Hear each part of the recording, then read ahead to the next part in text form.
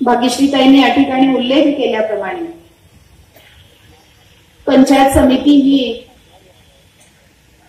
स्थानिक स्वराज्य संस्थेतील आणि पंचायती राजमधील अतिशय महत्वाचा एक दुवा आहे. आणि एवढ्या महत्वाचं कार्य पंचायत समिती पार पाडत असताना एक सुसज्ज सर्व व्यवस्थांनी संपन्न अशी एक इमारत असणं अतिशय गरजेचं आहे.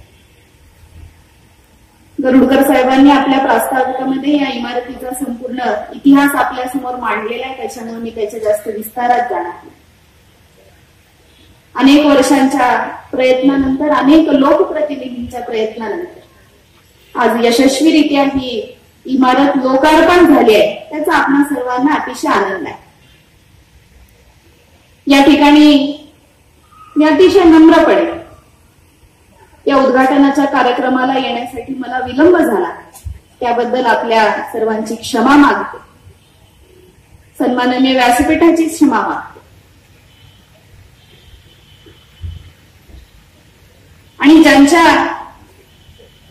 कडून आपल्याला शुभेच्छा देण्यासाठी ज्यांची प्रतिनिधी म्हणून मी या ठिकाणी उपस्थित झाले, सन्माननीय माजी खासदार भास्कररावजी पाटील खटगावकर साहेबांच्या वतीने देखील या प्रशासकीय इमारतीच्या उद्घाटनाबद्दल आपल्याला हार्दिक हार्दिक शुभेच्छा देते.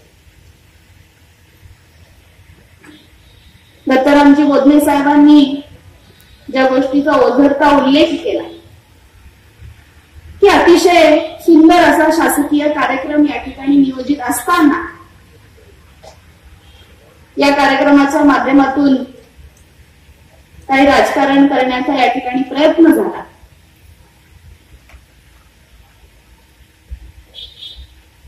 ज्या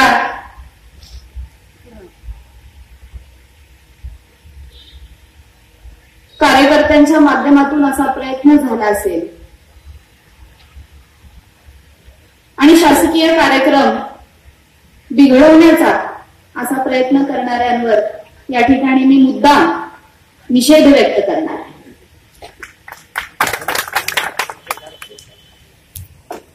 सगळ्यांचीच इच्छा होती आणि सभापतींनी उल्लेख केल्याप्रमाणे येणारं प्रजासत्ताक दिवस आपण या नवीन इमारतीत साजरा करावा आणि जास्तीचा विलंब न करता एवढी सुंदर इमारत आपण जेव्हा शासनाचा एवढा मोठा निधी खर्च करून बांधलेली आहे ती लवकरात लवकर उपयोगात आणावी अशा प्रामाणिक हेतूने त्या कार्यक्रमाचं नियोजन करण्यात आलं. आणि खेळीमेळीच्या वातावरणात हा उद्घाटन समारंभ पार पडला पाहिजे असा प्रामाणिक हेतू पंचायत समितीच्या सदस्यांच्या आणि सर्व प्रशासनाच्या मनात असताना सुद्धा असे काही गैरव्यवहार या ठिकाणी झाले, त्याबद्दल आपल्या सगळ्यांनाच दुःख आहे. त्याच्या जास्त विस्तारात मी जाणार नाही. काही विषय या ठिकाणी मांडण्यात आले. जसं मी या ठिकाणी म्हणलं की पंचायत समिती आपल्या शासनाच्या आणि प्रशासनाच्या अतिशय एक महत्वाचा भाग. पंचायती राजच्या इतिहासात भाग्यश्रीताई या ठिकाणी गेल्या.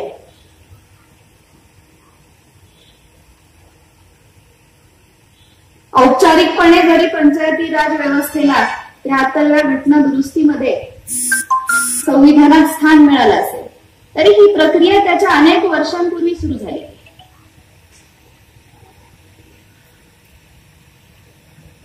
एकोणीसशे 47ला देशाला स्वातंत्र्य मिळालं आणि स्वातंत्र्य संग्रामात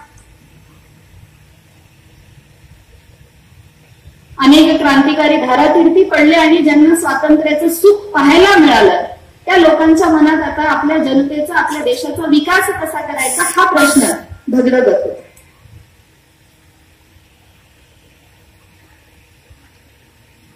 एकोणीसशे 52 ते 1962 हा काळ मला वाटते स्थानिक स्वराज्य संस्थांच्या जडणघडणीला आणि ही संकल्पना प्रत्यक्षात येण्यासाठी हा 10 वर्षांचा काळ अतिशय महत्वाचा ठरतो.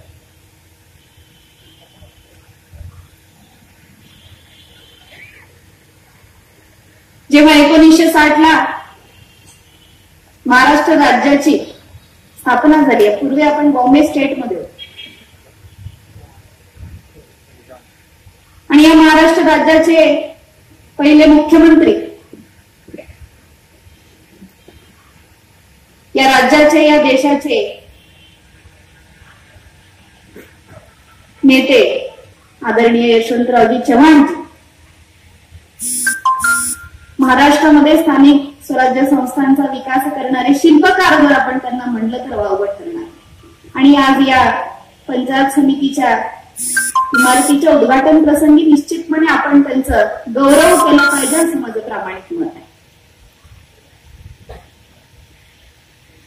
जिल्हा परिषदेवर निवडून आल्यानंतर एंबडवार साहेबांनी, मला आठवते, मला आदमपूरच्या सभेत सांगितलं होतं की काय असते ताई, जिल्हा परिषद सदस्यांच्या हातात काही नसते, फक्त एका ठिकाणी बोर मारायचे, एका ठिकाणी पंप द्यायचा, याच्या पलीकडे जिल्हा परिषद सदस्यांचे अधिकार.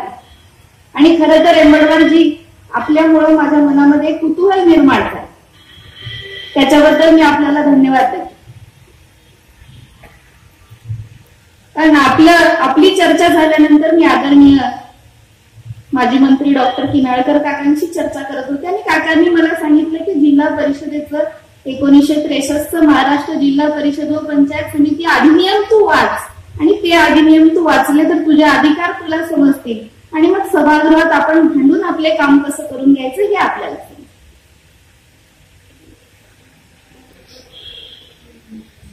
1962ला जरी हे अधिनियम लिहिले गेले असतील, त्याच्यानंतर बराच काळ गेला, स्थानिक स्वराज्य संस्थांचा वाटला तेवढा परिणाम आपल्या ग्रामीण भागात जाणवला नाही. आणि मुद्दाम या ठिकाणी अभिमानाने सांगा वाटतं की जनता पार्टीचं जेव्हा 1977ला सरकार आलं तेव्हा खरा बदल स्थानिक स्वराज्य संस्थांमध्ये आपल्याला दिसायला लागला. पुढचा इतिहास भाग्यश्रीताईंनी सांगितलाय, त्याच्या जास्त खोलात मी जाणार नाही. 73वी घटना दुरुस्ती जितकी पंचायती राजला महत्वाची आहे, तितकीच बहिणींनो आपल्यासाठी देखील महत्वाची. कारण या 73व्या घटना दुरुस्ती नंतर महिलांना या स्थानिक स्वराज्य संस्थेमध्ये स्थान मिळालं, आणि जी एक परंपरा होती की आपलं शासन आपल्या हातात असावं म्हणून गावांना जरी ग्रामपंचायती दिल्या गेल्या तरी काही प्रतिष्ठित लोकांच्याच हातात त्या संस्था होत्या, आणि सगळ्यांपर्यंत शेवटच्या घटकापर्यंत त्याचा फायदा होतो. आणि त्या शेवटच्या घटकामध्ये तुम्ही आम्ही महिला देखील आहोत, आणि त्या माध्यमातून 73व्या घटना दुरुस्तीच्या माध्यमातून महिलांना अधिकार मिळत गेले, आणि महिला सक्षमीकरणाचा एक अतिशय महत्वाचा भाग आहे राजकीय सक्षमीकरण, आणि त्या राजकीय सक्षमीकरणाला त्यातून सुरुवात झाली. आजही आपल्याला फार पुढचा पल्ला गाठायचा असं मला प्रामाणिकपणे या ठिकाणी नमूद केलं. 1952ला सुरू झालेली जी एक चळवळ होती ती औपचारिक रित्या संविधानामध्ये यायला 1993चा दिवस उजाडला. म्हणजे अजून आपल्याला खऱ्या अर्थाने जर स्वायत्त व्हायचं असेल, खऱ्या अर्थाने स्थानिक स्वराज्य संस्थांच्या माध्यमातून आपली प्रगती साधायची असेल, मला वाटतं 1-2 वर्षाचं सोपं आणि साधं काम नाही. अजून पुढची 30-40 वर्ष आपल्याला मेहनत करावी लागेल, आणि तुमच्या आमच्या सगळ्यांच्या मेहनतीने, सगळ्यांच्या सहकार्याने हे काम होणार आहे, हे मला या ठिकाणी नम्रपणे नमूद केलं पाहिजे.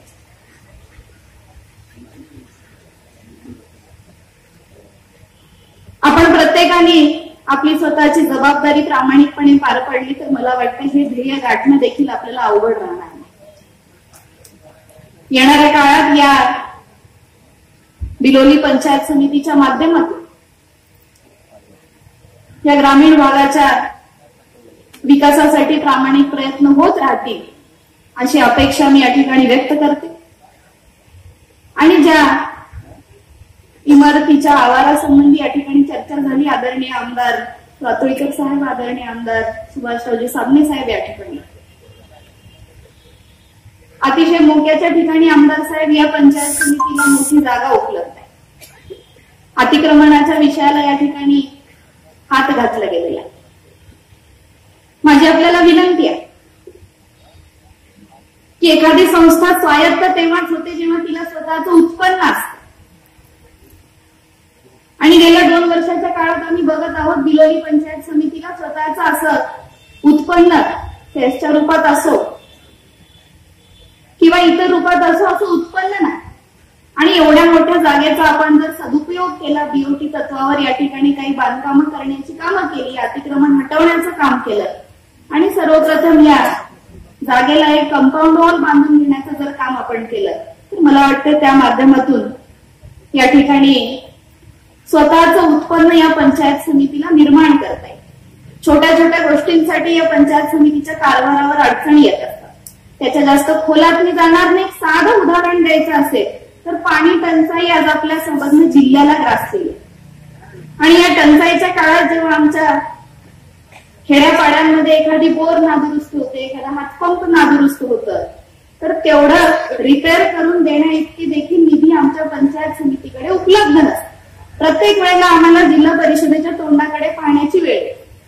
या माध्यमातून थोडं बहुत उत्पन्न जर पंचायत समितीला आलं तर खेड्यापाड्यातल्या छोट्या छोट्या समस्या असतात, पाण्याच्या संबंधी असो किंवा इतर संबंधी असो, त्या छोट्या छोट्या समस्यांना आपल्याला याच ठिकाणी स्वायत्त होऊन त्या समस्यांचं निराकरण करण्यास मदत होईल एवढी मला आपल्याकडे या माध्यमातून विनंती करायची. मान्यवरांची भाषणं आपल्याला ऐकायची आहेत, त्याच्यामुळे मनात असून देखील आता याच्यापेक्षा जास्त खोलात मी जाणार नाही. परत एकदा उत्तरोत्तर या बिलोली पंचायत समितीची सर्व लोकप्रतिनिधींच्या आणि प्रशासनाच्या माध्यमातून प्रगती होत राहो एवढी सदिच्छा मी व्यक्त करते आणि थांबते. जय